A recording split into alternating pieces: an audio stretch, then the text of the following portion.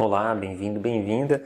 Nós falamos um pouquinho sobre a definição e causas da inflação, mas como que nos afeta no dia a dia? Nós já temos alguma ideia do que conversamos até aqui. Vamos dar mais alguns exemplos para pessoa e empresas.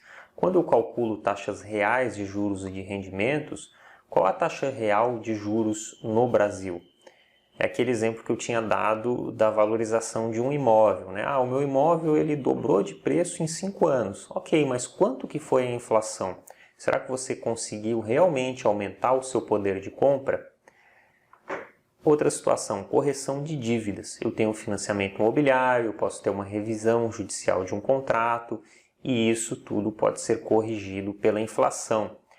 Agora, no momento que eu gravo esse vídeo, em 2020, algumas instituições financeiras estão lançando aí a possibilidade de você fazer um financiamento imobiliário corrigido por um índice de inflação, como o IPCA, que nós já vamos ver mais adiante.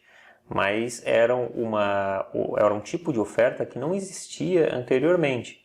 Eu posso financiar por uma taxa real mais baixa, mais uma taxa de inflação. Depois a gente vai entender isso um pouquinho mais. E também eu posso utilizar aí no cálculo correto reajuste de tarifas, salários, aluguéis, né? Se você mora de aluguel, o seu aluguel provavelmente é reajustado anualmente por um índice de inflação como o IGPM. Vamos ver o que é esse índice. E na análise de investimentos, eu posso fazer uma projeção de custos e receitas e considerar a inflação. Eu posso fazer uma análise de cenários que também considera a inflação. Vejam que interessante, uma empresa, muitas vezes, ela não consegue repassar o aumento dos insumos para o preço de venda dela. Então, se eu vendo produtos de informática, esses produtos eles são importados da China, né, e os componentes são importados da China e eu monto isso tudo aqui no Brasil. De repente, a variação cambial faz com que o preço desses insumos que são importados aumente muito para mim, quer dizer, o meu custo vai aumentar muito. Mas eu não tenho como aumentar na mesma proporção o preço dos produtos que eu vendo, quer dizer, a minha receita pode até aumentar, mas ela não vai aumentar o mesmo tanto que o custo. Então isso é um exemplo de como é importante eu fazer projeções na hora que eu estou analisando o investimento, analisando a situação da minha empresa, que levem em consideração esse tipo de situação. Principalmente se eu estou nessa condição de que eu não tenho capacidade de repassar preço por mudanças no preço dos meus insumos. Então eu coloquei ali aquela pergunta anteriormente, bom, qual que é a taxa real de juros no Brasil, né? Aqui eu estou trazendo justamente essa resposta. Aqui nós temos a taxa Selic, que é a taxa básica de juros da nossa economia. Vejam que lá na época, poucos anos depois aí do Plano Real, em 1994, na sequência, nós tínhamos taxas de juros bem altas no nosso país, né? E eu já falei para vocês que a taxa de juros, quando nós vimos o assunto lá da taxa de mínima atratividade, ela interfere significativamente nas minhas decisões de investimento. Se eu posso, com os meus recursos, aplicar eles num banco, numa instituição financeira, ou emprestar esses recursos para o governo e ele vai me pagar 40%, 39% ao ano de juros, por que eu vou pegar o meu dinheiro e investir para montar um negócio, por exemplo? Eu precisaria que esse negócio me garantisse uma taxa de retorno muito alta para que compensasse, quer dizer, que fosse maior do que essa alternativa aqui de emprestar para o governo. É claro que aqui, nessa época, as contas do governo estavam muito mais desorganizadas, né? Por isso, o risco de emprestar para o governo era maior e isso também trazia esse impacto na taxa de juros. E vejam lá a inflação, né? A inflação ela também foi variando e ela chegou até mais aí de 12% no período de 2002 e agora, também mais recente, ela chegou muito próximo aí desse patamar em 2015. Mas se eu comparar essa taxa de juros com a inflação, eu vou chegar nessa linha pontilhada aqui, essa linha preta, onde eu vou ter a taxa real, tá? Que a gente já vai ver mais para frente como que calcula. O que é essa taxa real?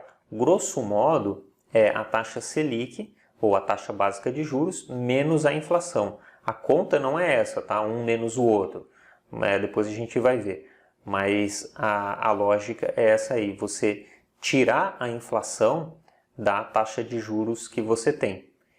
E aqui a gente vai ver que a nossa taxa real de juros de 2019, recentemente, aí, ela estava abaixo de 3%. Né? E aqui é a mudança significativa da nossa taxa real de juros.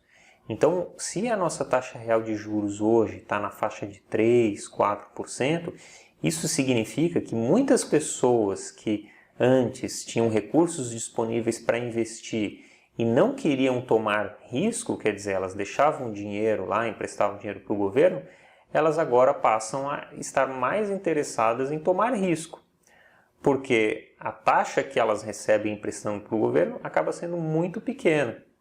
Então, isso faz com que aumente a disposição para tomar risco. Mas onde que eu encontro, então, essas taxas de inflação? Bom, eu estou colocando aqui alguns sites para consulta. Nós temos o site do IPEA Data, por exemplo, então você pode entrar lá no site, pesquisar pelos índices de inflação, IPCA, IGPM, e você vai encontrar a base de dados históricas. Tem inclusive integração com programas aí como o R. E se eu quiser verificar taxas no mundo, eu posso consultar o site do Banco Mundial. Aqui é bem interessante o site, ele tem uma forma de visualização bacana. Eu posso, por exemplo, plotar no mapa a taxa de juros, eu posso plotar a inflação. Aqui eu estou plotando a taxa real de juros e vejam que quanto mais escuro no mapa, maior a taxa real de juros. Então, esse aqui já é um pouquinho mais antigo, mas o Brasil ele ainda é um dos países que tem as maiores taxas reais de juros no mundo. Hoje ainda é essa situação. Tá? Essa taxa de juros aqui do Banco Central, do Banco Mundial, desculpa, que ele apresenta, não é a taxa Selic, ele pega uma outra taxa, mas a gente tem esse cenário aqui no mundo em relação a taxas de juros. Bom, agora que nós já falamos um pouco sobre o histórico da inflação, vimos como encontrar esses dados, eu vou continuar dando mais alguns exemplos aqui da inflação no nosso dia a dia, mas aqui situações mais antigas, tá? Isso não ocorre mais tanto hoje em dia. Primeiro ponto aqui é a utilização de variação cambial para a correção de dívidas. No passado, lá como nós vimos, a nossa taxa de inflação era muito alta e a nossa moeda também não tinha uma grande estabilidade de valor. Isso fazia com que muitas pessoas que realizassem algum tipo de contrato, de dívida, de crédito, elas definissem o dólar, por exemplo, como índice de correção da dívida, variação real para dólar. Tá? Também no início da implantação do Plano Real, eram utilizados alguns indexadores lá em 1994, um pouquinho antes, depois, que o governo utilizava para corrigir o poder de compra da moeda. Então talvez você já tenha ouvido falar em UFIR, URV. Esses índices eles não são mais utilizados, mas lá na época eram utilizados. Então mais aplicações aí no dia a dia, mas já assuntos mais do passado que talvez você tenha ouvido falar. Então nós ficamos por aqui nessa aula, eu desejo bons estudos para você, vejam como a inflação está no nosso dia a dia e é importante que a gente conheça e acompanhe a sua evolução. Até a próxima aula, tchau!